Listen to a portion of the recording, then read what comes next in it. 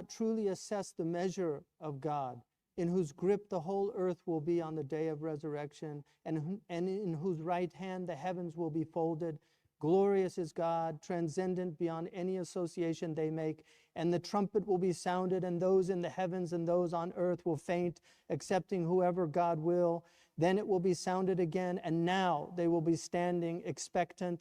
And the earth will shine with the light of its Lord, and the record will be set out, and the prophets and the witnesses will be brought, and judgment among them will be made according to truth, so they will not be treated unjustly, and every soul will be recompensed for what it did, and God knows best what they do. Those who scoffed will be driven to hell in crowds. Then they will get there. Its gates will be opened, and its keepers will say to them, didn't messengers from among you come to you and recite to you the signs of your Lord and warn you of the meeting of this day of yours? They will say, yes, but the sentence of judgment is justified. The sentence of punishment is justified against the atheists. They will be told, enter the gates of hell, to abide therein, and how miserable the abode of the self-important.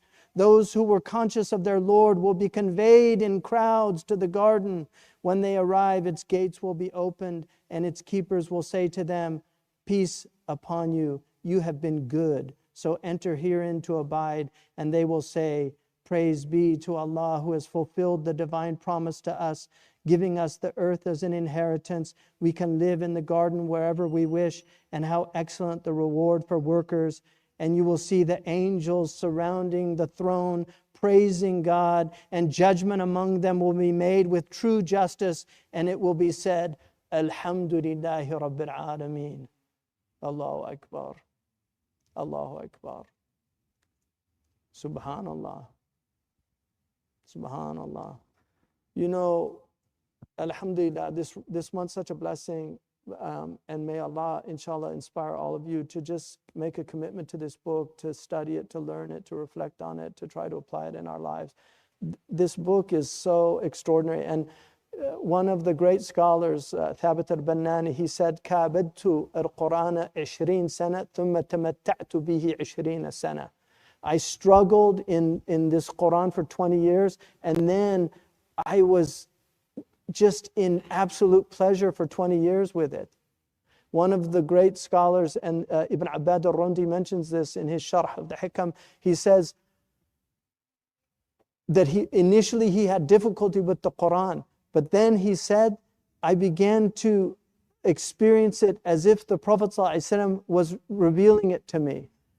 And then he said, and then I went to another level where it was as if Jibreel was revealing it to me. And then Allah took me to a place where it was as if the mutakallim was revealing it to me. So this is a book, if you put the time, you will be justly rewarded. But it doesn't come easy. It's a book that just demands constant, so we have the khatam here, we're doing it tonight, but there's also a khatam in Zaytuna, once a month.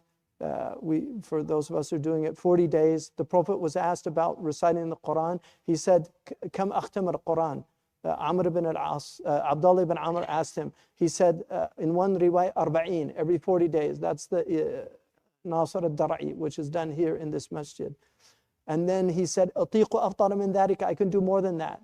And he said, then a month, he said, I can do more than that. Atiqu afdala min dhalika. He said, 20 yawman. And he said, Atiqu afdala min dhalika. And he said, 15 yawman. And he said, Atiqu afdala min dhalika. He said, 5 yawman. And then he said, Atiqu afdala min dhalika. He said, falam ya'dhan li. So he went down to 5, in a riwayah 3. So, but always go with what the Prophet first says. Really. And I'll tell you why. If you take on a practice, you should do it until you die. The Sahaba, the difference between them and us is one thing one of my teachers told me, which is a really useful piece of advice. If you read a hadith that says to do something, at least do it once. If you're not going to take it on as a practice, just do it once for the blessing of doing it.